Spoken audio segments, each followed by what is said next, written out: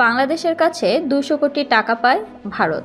বাংলাদেশের কাছে বিদ্যুৎ বিল বাবদ ত্রিপুরার ২০০ কোটি রুপি পাওনা রয়েছে বলে জানিয়েছেন রাজ্যটির মুখ্যমন্ত্রী মানিক সাহা। সোমবার ২৩ সেপ্টেম্বর ভারতের প্রেস ট্রাস্ট অব ইন্ডিয়াকে পিটিআইকে দেয়া এক সাক্ষাৎকারে তিনি এ তথ্য জানান। ত্রিপুরা সরকার বাংলাদেশকে ৬০ থেকে ৭০ মেগাওয়াট বিদ্যুৎ সরবরাহ করে, তা ২০১৬ সাল থেকে শুরু হয়। এই বিদ্যুৎ সরবরাহ ভারতের রাষ্ট্রায়ত্ত বিদ্যুৎ কর্পোরেশন লিমিটেডের মাধ্যমে বাংলাদেশ পাওয়ার ডেভেলপমেন্ট বোর্ডের সঙ্গে এক চুক্তির আওতায় হচ্ছে। কিন্তু বর্তমানে বাংলাদেশ বিদ্যুৎ সরবরাহের জন্য ২০০ কোটি রুপি বকেয়া রেখেছে এবং এই বকেয়ার পরিমাণ দিন দিন বৃদ্ধি পাচ্ছে।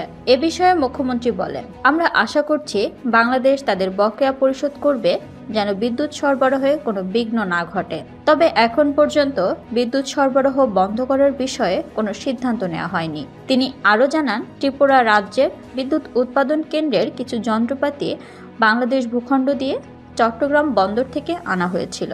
এ কারণে ত্রিপুরা সরকার বাংলাদেশে বিদ্যুৎ সরবরাহ শুরু করেছিল। তবে তিনি জানিয়ে দেন, বকেয়া পরিশোধ না করলে আমরা কতদিন বিদ্যুৎ সরবরাহ অব্যাহত রাখতে পারব তা বলা মুশকিল। প্রতিবেদনে উল্লেখ করা হয়, ভারতের আরেকটি বিদ্যুৎ সরবরাহকারী প্রতিষ্ঠান আদানি পাওয়ার, যা ঝাড়খণ্ড রাজ্যের গড্ডা প্লান্ট থেকে বাংলাদেশে বিদ্যুৎ রপ্তানি করে, তারা বকেয়া বাবদ $800 মিলিয়ন পাওনা রেখেছে।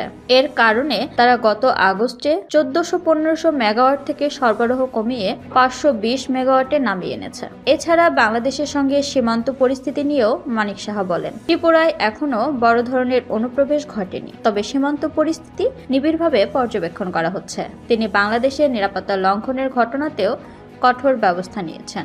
বাংলাদেশের সঙ্গে যোগাযোগ ব্যবস্থার উন্নতি বিষয়ে তিনি বলেন, আগরতলা ও ঢাকার মধ্যে রেল লাইন চালু হলে তা উভয় দেশের জন্য লাভজনক হবে। এছাড়া চট্টগ্রাম বন্দর ব্যবহারের সুবিধা পেলে উত্তর পূর্বাঞ্চলীয় রাজ্যগুলোও উপকৃত হবে।